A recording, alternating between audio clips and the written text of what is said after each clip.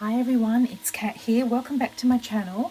So I'm here to bring you a video or my process video of the 52 tag handmade challenge. So we're up to week 3. This theme is Scrappy tag. So just to give you an overview, this is my week 1 tag, which the theme was white. This is my week 2 tag, which the theme was a patchwork background, heart, a contrasting heart.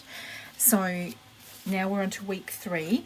So what we need to do is just get strips of fabric. So I've just gone through and just sort of pulled out like some random sort of bits of fabric, and I'm just now in the process of cutting them up.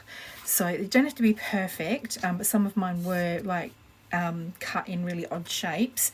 So Anne has said that the ideal length, like the ideal strip width, is 1/2 inch. So what I've done is just on my cutting mat here, I'm just roughly just getting strips and just doing them 1/2 inch. So I just thought I would have to probably do this in a process, because the actual sewing of it is probably something I'm really going to do in front of the TV. So that's all I'm doing, is I'm just getting random bits of strips of fabric. I'm just going through, sorting them out. So this is pretty much my pile over here. Now the other thing that I did was I just got a little piece of calico. So I've measured my tag, and she said to just cut a backing piece which needs to be a heavier fabric, and she suggested using either, calico, the Sanderson fabric is quite good, or some upholstery fabric. So what we're going to do is, when I do get my I think I've got enough fabric here. I'm going for kind of lighter colours. I'm not worrying about colour coding or anything like that. I've just sort of grabbed just pretty much the first lot that came out, and then we can use some bits of lace. So that's what I'm doing here. So I'm just marking my where's my, you only have such a small space to work in and film in, but yet you manage to misplace things. There it is over here. So I'm just going to just line up my cutting lines, and that's a 1/2 inch there. And I'm just going to just literally just cut some strips. So I just might cut this piece down, and it doesn't matter if they're not completely square, because as you can see, this one is sort of a bit jagged. But I think by the time we're finished, we're going to get this lovely scrappy tag. Whoops, that ran off a bit there on the edge. We're going to get this lovely scrappy tag. So I think what I'll do is I'll snip that piece down. We won't use that bit. We're going to get this lovely scrappy tag. So I'll link the video of Anne's finished tag, but it's kind of going to be like a bit of a chenille effect. So anyway, I think I've got enough here for now, and what I'm going to do is stop the video, and I'm going to go and iron. Then my next step will be, when I have my little strips ironed, we will fold them in half like this, and then you will, once they're folded in half, so I'm just trying to finger press this one to give you the idea,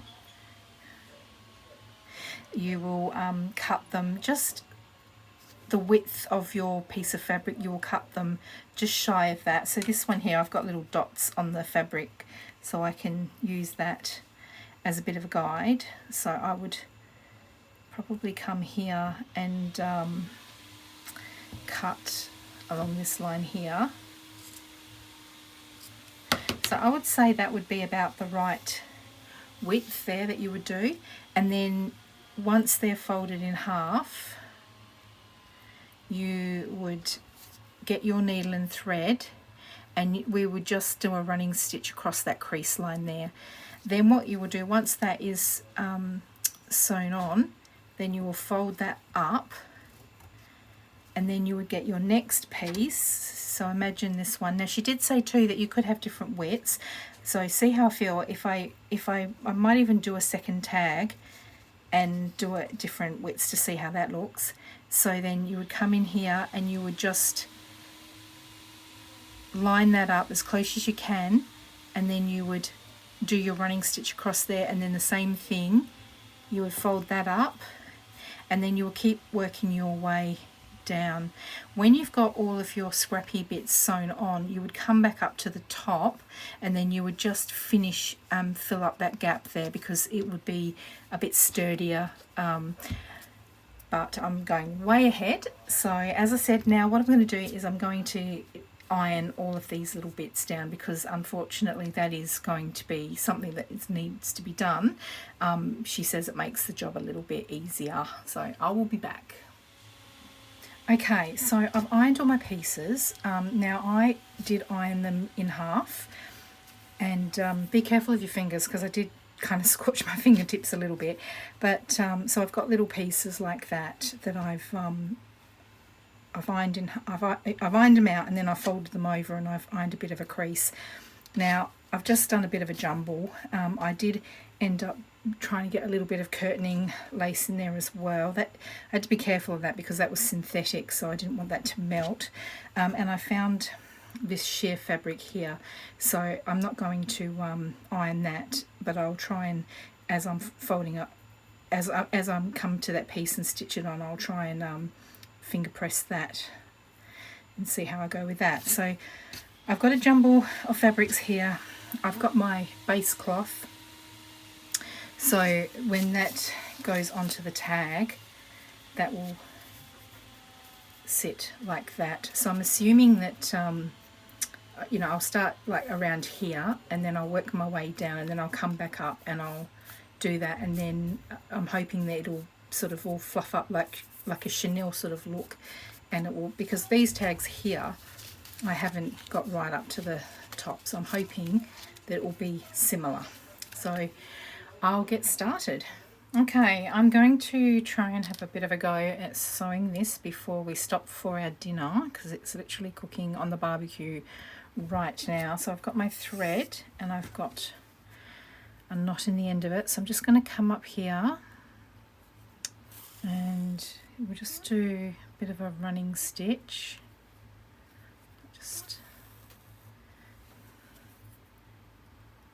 So thank you everyone for your lovely comments on my week 2 tag. I did have a bit of a technical glitch, and for some reason it just took forever to upload, and then when it finally did upload, the first bit of the, I don't know, probably the first few minutes of the video, it's the quality is not that great. So I don't know what happened. I think because I use iMovie to edit my videos, and it exported in like a 4K quality, and normally I do 1080 HD.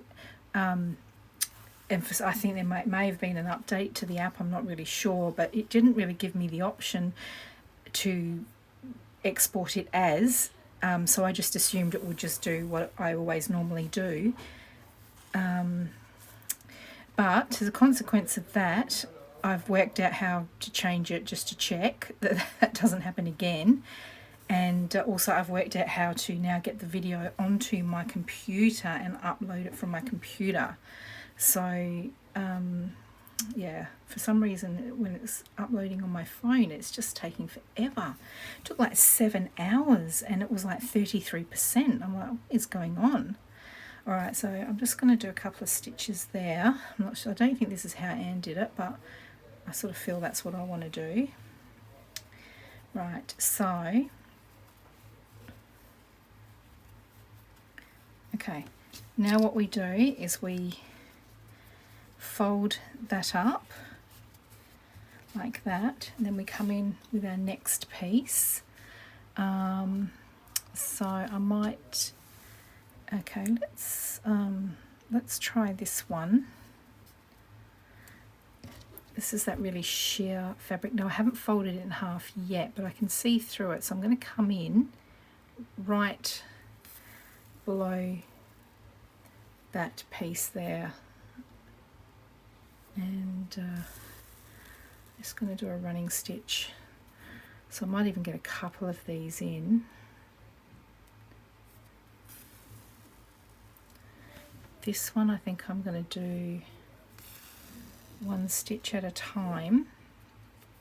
Yeah, so technology, hey, sometimes it can be very frustrating, but I always take those things as challenges, and then I try and work out what went wrong, and then I try and work out how to fix that problem so I don't have that issue again.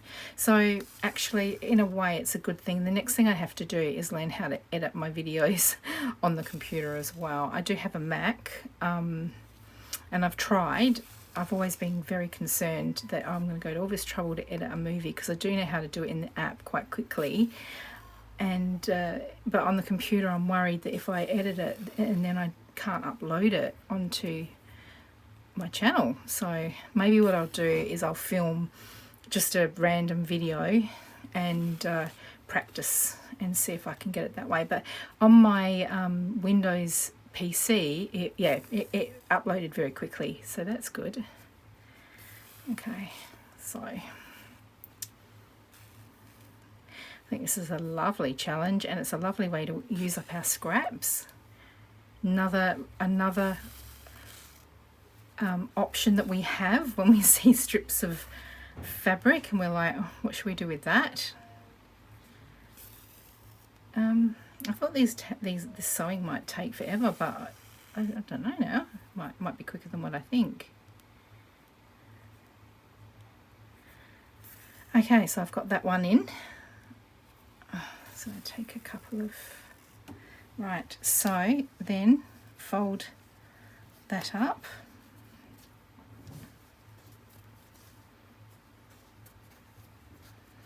And give that a good pressing. So now I'm going to come in. I think it's a good idea that I did press the fabric. That sheer fabric is going to be a bit of a challenge, but I think once you get in there, then we come up here and okay, where's my, right, so I'm going to have to come up this way, so I'll turn my fabric around and hopefully, yeah, I think I'm okay there. It's my needle to push that fabric back.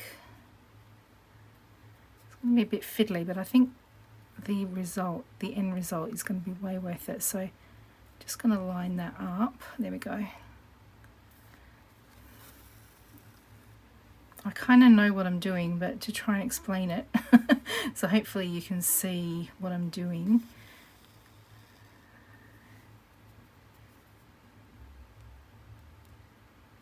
This is definitely a lovely job just to do when you're sitting, like Anne said, you know, have a cup of tea, listen to an audio book. Because the tags are small enough that it's not a huge job. Like, it's not like we're doing a big quilt or anything. Just want to make sure. Yeah. Okay. Yep, I think I'm okay. You can sort of feel as well as you're bringing the needle through if it's thin, or if maybe you're catching an extra piece of fabric there that you shouldn't be.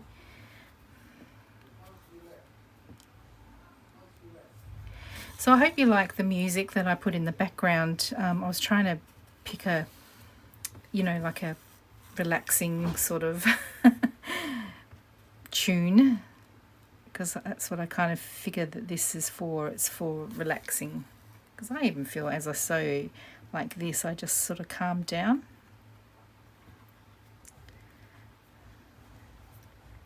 Okay, I can see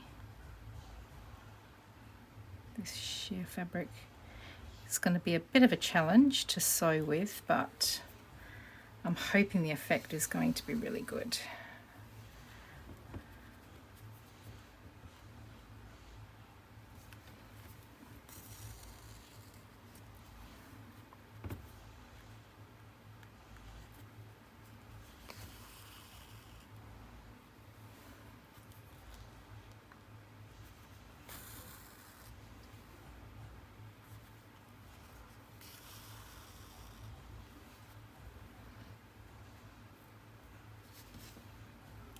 Just checking.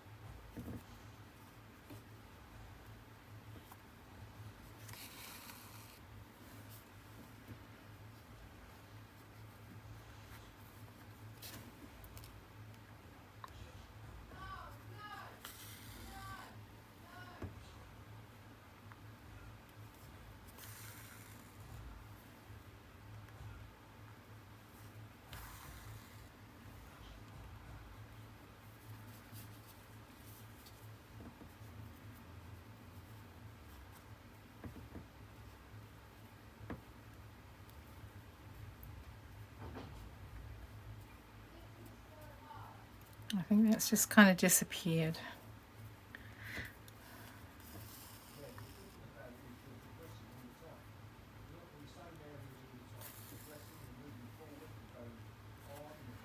All right, so let's just have a bit of a look at what we're getting. So when I've finished coming all the way down, that's when I'll be lifting up those bits there. So, oh yeah, I think that's gonna, the more that we do, that's why it's important to finger press up that way. And now we get our next piece. So I might go for this one and bring it right up against there, then open it out and sew that. So you can see we're just getting this lovely effect. And that sheer fabric, I'm going to do that every second one, I think, because as much as it is a bit of a pain, I think it's going to get give a really lovely effect. So hopefully I've shown enough. Perhaps what I'll do is I'll sew all the way down, and then when I come to do the top, I will come back on again. Okay, so I finished stitching all my little pieces on. We watched a movie last night, Jojo Rabbit, and I just sat there and I just stitched away, and I ended up doing right up to the top, but absolutely love it. It feels so textural, and in fact I'm going to make one for Isla because she was just sitting there just doing this. She loved the texture and the feeling of it, so I said I would make her one for her to keep. So that's it there on the side. I ended up using all different little bits of the fabric, and I've still got plenty of scraps left. So I used a little bit of this old lace netting from a curtain. I had some of this really fine nylon-y polyester shiny fabric. I put a few bits of that in there, and then I just put just a random mixture of fabrics. So, and I also had a little bit of sari silk that I put in as well. So I've got plenty left, so I think I'll stitch those up as well. The only tips I could give is as I was folding them up, just be really careful, because sometimes you might even want to get a pin and pin them down, because sometimes you would sort of maybe not quite line up as you're stitching, it might fall down a little bit, but I was very careful to do that. And then what I did was I just to sort of encourage that sort of chenille sort of fluffiness, I would just sort of do that, and also just these little fibers, I almost like frayed some of the pieces. I think I've pretty much managed to take most of them off now, but yeah, just doing that and just sort of pulling up just to sort of add to shabbiness and the fluffiness of it. So I've got my tag here. I'm going to stitch it on now. So I've got my thread ready to go. Actually, what I might do is on the back, I might do my stamping first. So January.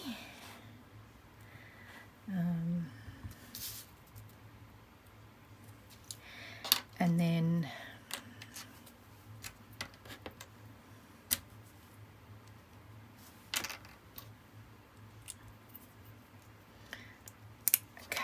just put these together. I love these little stamps. Okay, January. And then, it's the only problem, you have to EEK, finish off week, and then 3. I'll have to, there we go. And I might not write anything yet because I think technically we're just at the beginning of week 3, so I might just wait and see how I go with my week before I put anything on. So I'm just gonna